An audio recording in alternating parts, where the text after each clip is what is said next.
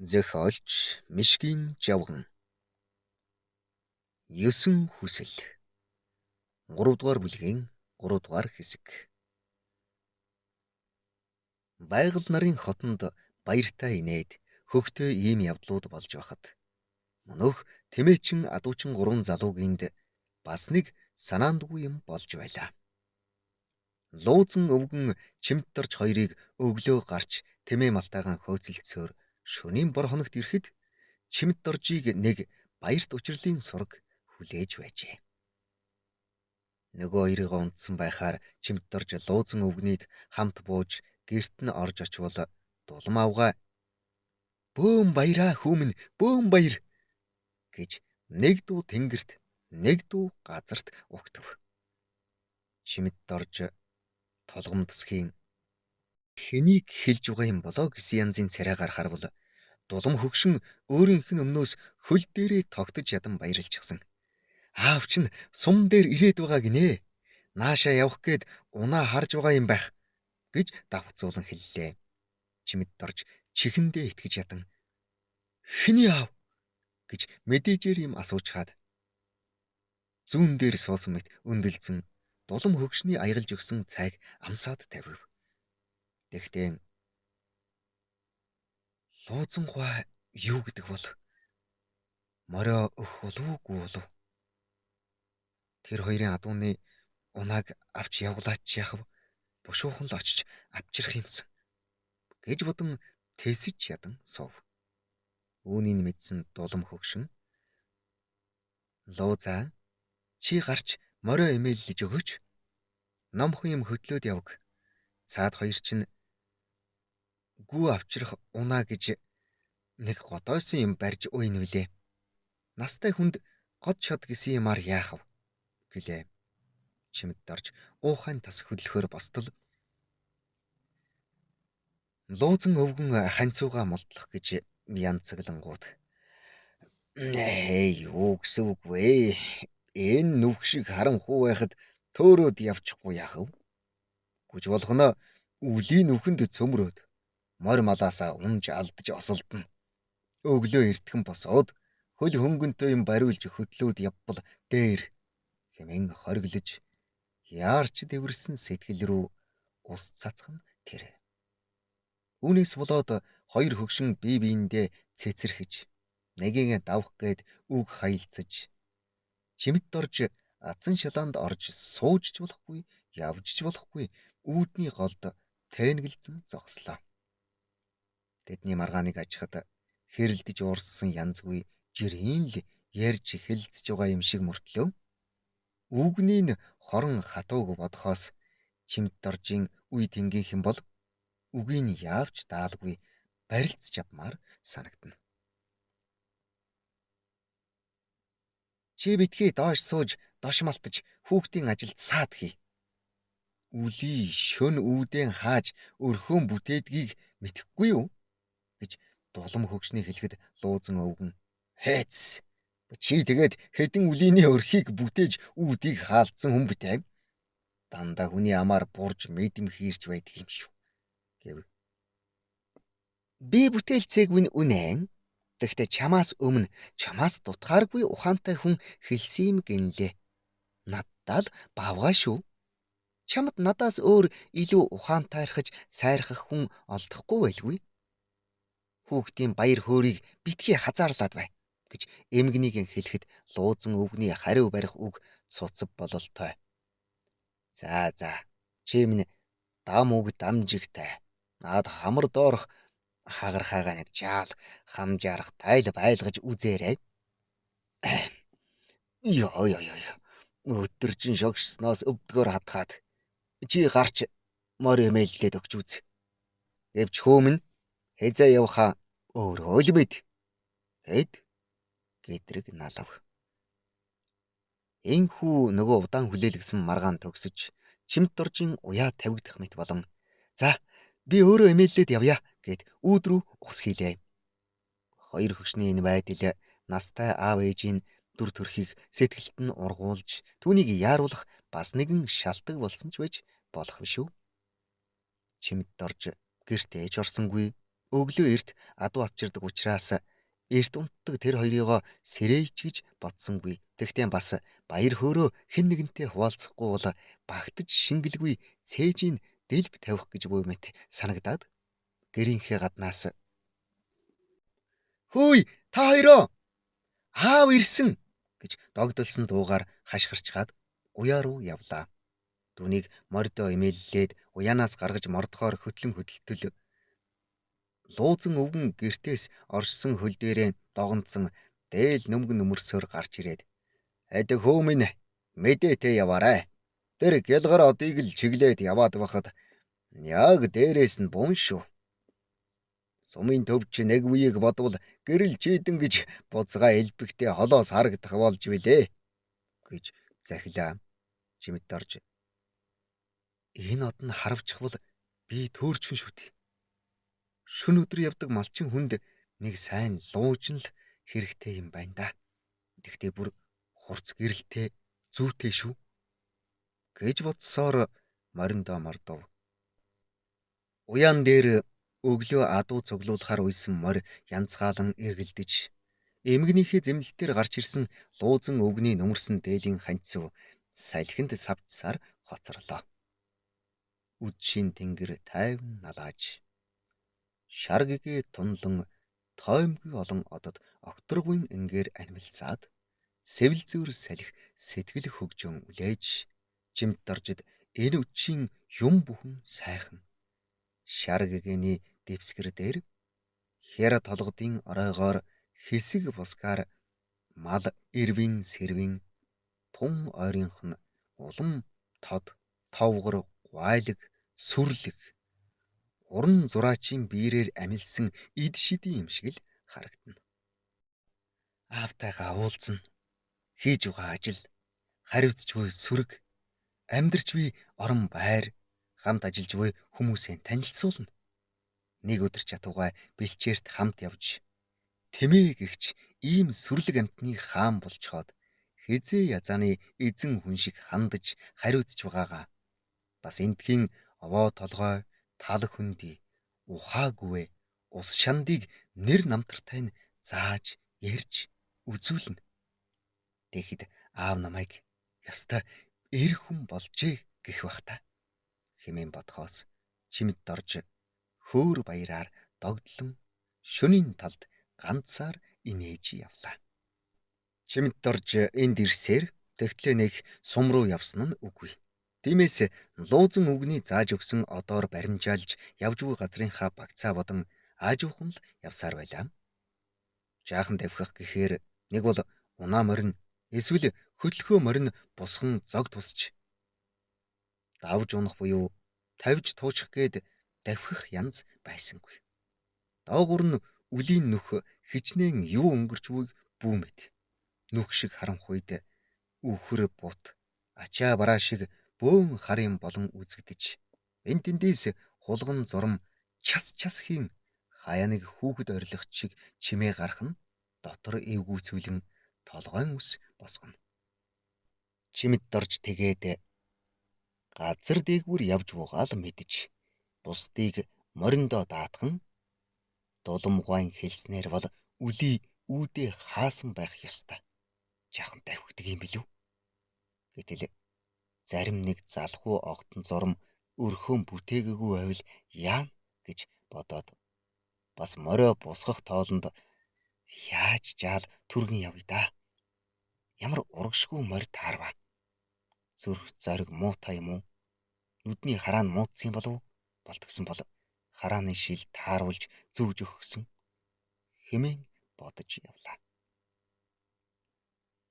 Энэ үед мөнөөх ар гэрт үлдсэн хоёр нь бөөн сандрал болж байсныг чимэд орж яахан мэдэх билээ. Тэд чимэд оржийг гаднаас "Аав ирсэн" гэж хашгирахад сэрчгээд яарч сандралдан босцоож хувцаанд дутуу хагас өглөн гарч харлаа. Хотонд чимээ аниргүй. Гагцгүй луузан өвгний гэрийн тооноор гэрэл цацарна.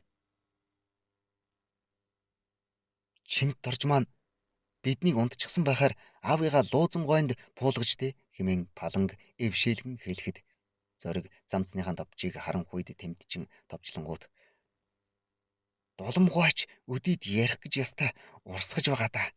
Нүд тавихгүй. Биднийг юу гэж ярьж байгаа болоо гэв.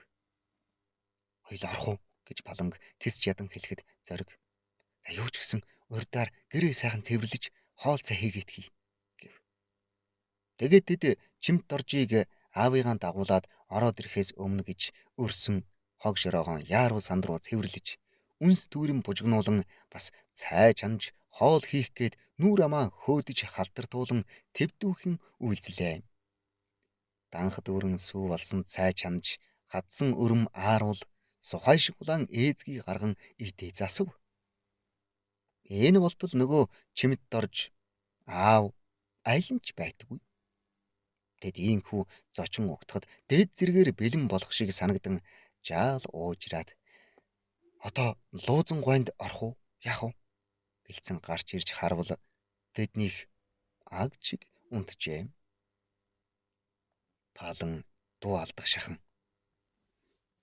Хөөе унтчихж. Чи бид хоёрыг сэрэхгүй нэгэд эдний цайлаад л унтцгаасан юм бах та. Тоогүй дуудсан дараа нь босдог байж. Нэг л сэрж болоогүй маа гэж сандруухан хэлэхэд зориг тээнгэлзэнгүй.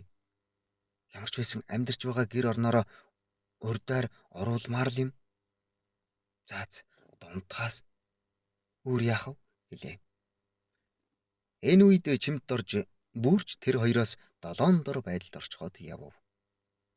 Анх мордсныг бодвол нүд нь эрх биш харанхуйд дассан боловч уг нь сайн мэдэхгүй хүнд газрын баримжаа төсөөлөх юм ёр үгүй. Хашаал харвал дүн хийсэн ухаа гүвээ ойрхон чим шиг урд нь хөндлөлтөн харагдавч яваад л байхад улам холдоод байх шиг хурч ёр боломгүй санагдана. Явсан газрын хэмжээ зарцуулсан цагаан ботход сумын төвийг 3-4 дахин ороод ирэх болсон баймаар авч хүн нөгөө гэрэл чийдэн нь бараагүй. Эргэн тойронд нь сонсогдох элдв дуу чимээ улам нэмэгдэн хүүхэд орилох хүн хашгирах эсгэрэх шүглдэх чиг бас зарим үед нэрээр нь дуудах чиг болно. Үнэг хярс шар шувуугээд шөнийн цагт янз бүрийн дуу чимээ гаргадаг амьтад байдаг гэсэн гэж өөрийгөө тайвшруулахыг хичээвч дотор нь аг зайж эсэн бусын бодогдоод нэг л бишээ. Эрт үрд цагт нэг жинчин явж байжээ. Тэд оройхон хэрд нэр нь үл мэдэгдэх нэгэн хонхорт буудлаж 3 чулуу тулан цай хоолоон хийж идээд тухлан үлгэр оньсох хүүрнэн сууцгаавгэн. Тэгтэл шүдэн хавиран тайван хэвж хэвдсэн тэмээд нь гинт орилж басан хараагаад болдгоо гинэ. Тэгтэлж майхны ард нялх хүүхэд эгшин чарлаж хүдэр бадрун эсгэрч шааш хөөш гэж хашгичин мал туух мэт чимээ гарчээ. Жинчэд айж сандарцгаан бус чирвэл тэмээн дунд нь таалах хар тагш барьчихсан тав гизэгтэй буруу ингэртэй дээлтэй жаал хүүхэд гүүж байх юм гинэ. Аянчдын нэг нь тэр рүү царил аваад шидтэл нэг юм шүг хийх чимээ гараад нөгөө хүүхд чинь бараа сурггүй алга болчихж. Ийш тийш нь ирж хайгаад буцаад иртэл галын захын норм руу уртөө гихчин зис хошуу зоолттой байна гинэ. Тэгэхээр нь нөгөө жинчин айгаад унтаж амарч чадсангүй амнаас мэнд арьс махны бүтэн дээр холдож зайлдаг хэрэгэлцээд тэр дороо ачаалан хөдөлсөн гинэ. Гэтэл тэр нь нутаг хавьдаанд суутай их буг чөтгөр шүглсэн газар байсныг наадвал хожим мэджилдэ хэмээн түүний багад эмээгийн ярьсан нэг үлгэр санаанд нь орж элдвээ юм харагдах шиг болоод жолоогоон чанга атхан бие хурааж явлаа. Сумын гэрэл бараагүй хэвээр чиг зүг нь зөв эсхийгч бүү мэд. Луузан өвгний зааж зүслүүлж өгсөн хурцэг илгар од тэртээ дор орчихсон тэнгэрийн хаяа руу шурган алдаж харагдах нь явсан газар хэмжээ тоймон алдаж ертөнцийн ирмэг дээр бараг хүрээд тэр одтой хамт газар дэлхийн захаас мултраад явчихвээ гэмээр санагдана. Гэвч дэлхийн бөмбөрцөг бөөрөнхий болохоро зах руу нь хит гიშгчхэн гэхгүй бөөрөн дээр нь л хурч яваа биз гэж бодогдов. Тэгээ цөхрөхдөө үүр цайхыг хүлээхээр шийдэн мориноосоо бууж суулаа. Чимд доржийн хувьд анх удаа хээр хонж буй нь энэ агаад зуны шөнө 100 жилээс ч урт санагдан үнэгэн харанхуй орчныг сэмээрхэн тэрвэрч хаяа нэг шувууж иргэн зурм шогширч морд нь үе үе торглон дөрөөгөлм дуугарган шилгээсээр жолоогоон буулган идэх гэж ядна. Хэдий урин дулаан цаг авч шүнжин явсан түүний бие чихрээд нь даарах шиг болоход бие өвхөн суулаа. Удалгүй тэнгэрийн өнгө сүлэгдэн гэгээрч зүүн хаяанаасаа манхайн цайсаар хавийн юмд шатрын хөлөгдөр өрсөн мэт нүднээ илхэн тосов. Сумын төв яг хажууханд өрсөн шагаа шиг цайрч харагдахад чимд доржин гайхсныг хэлээд баршгүй. Мориндоо яаран мордож сумнэгдлийн зочдбуудлын үүдэнд тултал татлагүй давхилаа. Сумын төвийн цахилгаан станц тусгай ажилтай бус цагт 24 цаг хүртэл ажилдгийг луузан өвгөн чимд дорж нарын хэн нь мэддэггүй байжээ. Дулам авгаа энэ өглөө урд урдны хаасаан эрт басч өрхөө татангуут хүүхдүүдийн гэр рүү харвал өрхөн татаатай 100 янд нь угсраатай байлаа. Энэ нөгөө хүүхд чинь ирсэн биш байгаа гэд ийш тийш харвал ойр зуурт морь малын бараа алга хэдэн бодохдоо ингэн л тайван хивж хэвтэнэ. Тэгтэн хоёр хүүхд минь бузгай эрт босчихж цаадхыгаа ааваа дагуулж ирнэ гэдэл хөл болж байгаа хэрэгдээ гэж бодоод гар нүрээ яаран угааж ингийн саахаар гарваа. Гэтэл 10 инг саахтуудын их хугацаа өнгөрсөн атал хүүхдүүдийн гэр нөгөө л хэвээр утаа уняар чимээ чиирчгүй. Энэ хүүхдүүд юу болж байгаа вэ? Адуу руугаа мордоод явчих ч уу гэтэл морин уяан дээр байж байдаг.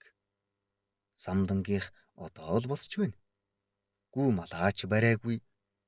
Цайны шавхруучгүй байж байтал өнөө хүүхэд эцгийгээ дагуулад ирвэл яана гэж сансаар үлдсэн ингэнүүдийнхээ хооронд гүйх шахам явж учигтайхан саагаад их бага 2% сүү барьсаар хүүхдүүдийн гэр рүү шууд очвол тэд шөнө хүлээсэндээ болоод таг унтсан байжээ.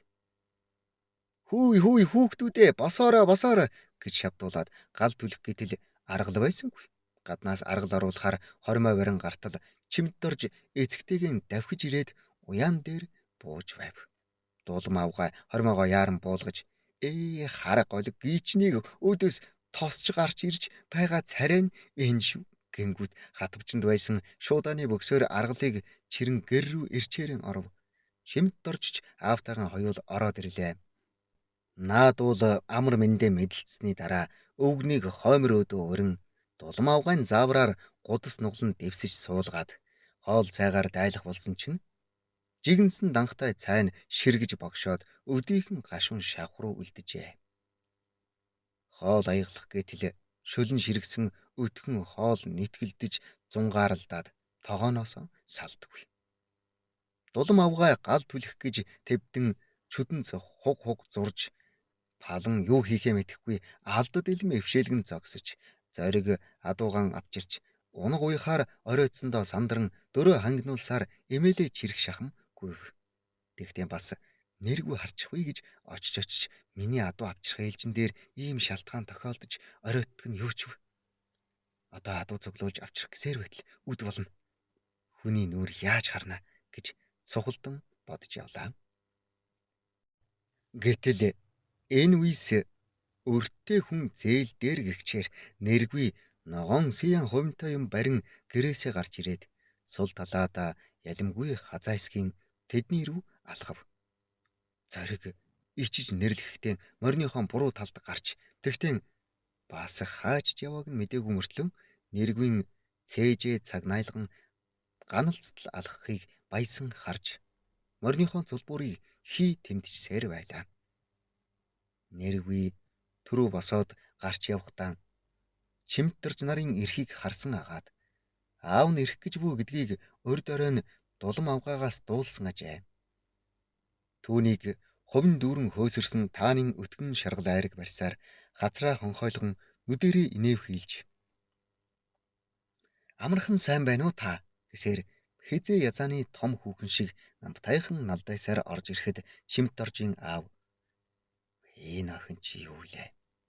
Хамт ирсэн хүүхэд байх нь гэсэн янзтай нэвт шүвт ажиглаж өвгнийг тавгүй угтан уулгаж идүүлэх юм олдохгүй твдэж байсан дулам авгаа буйна идэлсэн охин бэ гэсээр хувинтай айргийн газар тавилгүй тосч авлаа. Үүнтэй зэрэгцсэн паланч овоо хөдөлгөөн орж авдрын дээрх хул руу ухсхийн чимэд дорж бүлэх залгсан мэт байснаа бодвол царайд нь баяр тодрон аягны ширээний хажууд очиж суув. Энэ үед адууруугаан давхиж явсан зориг чимтэржийн аавыг тийм их бэлтгэж шүнжин уйлдсан мөртлөө ийм тохгүй угтах гэж бид хоёр ядаж данхтай цайгаан цуухан дээрээс авах ухаан байхгүй даач явда. Хоол гэж тэрэ бөөн шарлага гүтгээд гарч гүйгээд самдан гойхаас айраг авчраад сөгнчгч сэхээ завдал байхгүй шүү. Харин ашгүй нэргүй минь нэг аврах шиг боллоо. Миний нэргүйч ийм л айхавтар ухаантай хүүхэндээ. Үгүй тэр хувинтай айраг бариад явж байгааг гинэ хараад баймаар шүү. Жаахан мөртлөө хэвлүүх. Тэр ааш зан байж байгаа байдлын яа. Тэгээд бас хөөхөн гэж бодон догдлоохон явлаа. 3 дугаар бүлгийн 3 дугаар хэсэг төгсөв.